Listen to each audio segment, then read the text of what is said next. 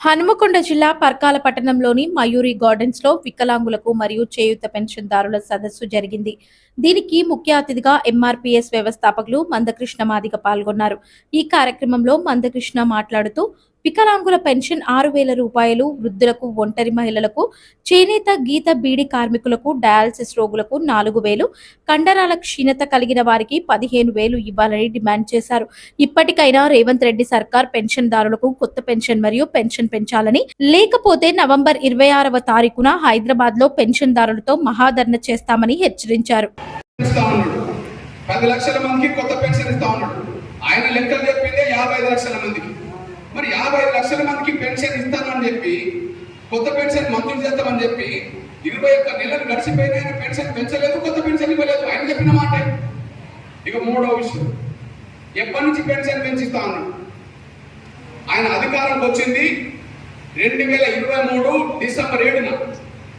ఆయన అధికారంలోకి వచ్చింది, ముఖ్యమంత్రి ప్రమాణ స్వీకారం చేసింది 2023 డిసెంబర్ 7న. ఆయన ఎప్పటి నుంచి ఇస్తా అన్నాడు? డిసెంబర్ 9 సోనియా గాంధీ గారి పుట్టినరోజు అప్పుడు. అంటే ముఖ్యమంత్రి అయిన 2 రోజులకే కొత్త పెన్షన్ ఇస్తాము, మంజూరు చేస్తామని చెప్పి ఆయన మాట్లాడిండు. తేదీ చెప్పిండా లేదా, ఎన్నికల ముందు ఏ వాగ్దానం చేసిండో ఒకసారి వినండి. వచ్చే నెల అన్నాడా లేదా? అంటే వచ్చే నెల అంటే అర్థం ఏంటంటే ఆయన నవంబర్లో మాట్లాడిండు, డిసెంబర్ 9 ఇస్తాను. ఎన్నికలు జరిగినప్పుడు నవంబర్లో జరిగినాయి. ఆయన ఎప్పుడు ఇస్తా అన్నాడు? డిసెంబర్లో ఇస్తా అన్నాడు. డిసెంబర్లో ఏ తేదీ ఇస్తా అన్నాడు? డిసెంబర్ 9న ఇస్తా అన్నాడు.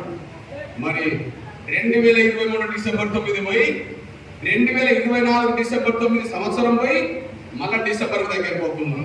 ఇప్పటికే రేవంత్ రెడ్డి గారు ముఖ్యమంత్రి అయి దాదాపు 22 నెలల దగ్గరకు వచ్చినా పెన్షన్ పెంచలేదు, కొత్త పెన్షన్ ఇవ్వలేదంటే వాళ్ళని మోసం చేసింది అనడానికి ఇది సాక్ష్యం చేసుకోవడం మీరు మర్చిపోతారు సార్.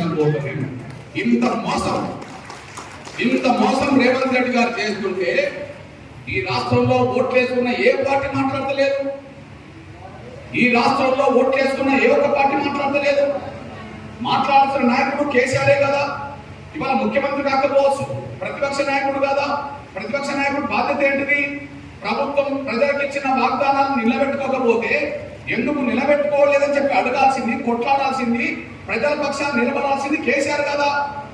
కేసీఆర్ 22 నెలల్లో అసెంబ్లీ పోతలేడు కదా, 22 నెలల్లో ప్రజల్లో తిరుగుతలేడు కదా. అంటే అర్థం ఏమైంది? పెంచాల్సిన రేవంత్ రెడ్డి గారు పెంచట్లేదు, అడగాల్సిన కేసీఆర్ మన తరఫున అడగట్లేదు. ఇట్లాంటి సమయంలోనే ఒక పేద వర్గాల బిడ్డగా పెన్షన్ పెంచాల్సిందే, కొత్త పెన్షన్ ఇవ్వాల్సిందే అని చెప్పి డిమాండ్ చేయడం కోసం నేను తిరుగుతున్నా.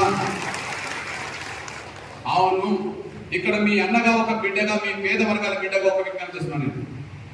రేవంత్ రెడ్డి గారు పెన్షన్ పెంచకపోవడానికి కారణం ఏంటి? దాదాపు 55 లక్షల మంది సమస్య, ఒక సమస్య కాదు.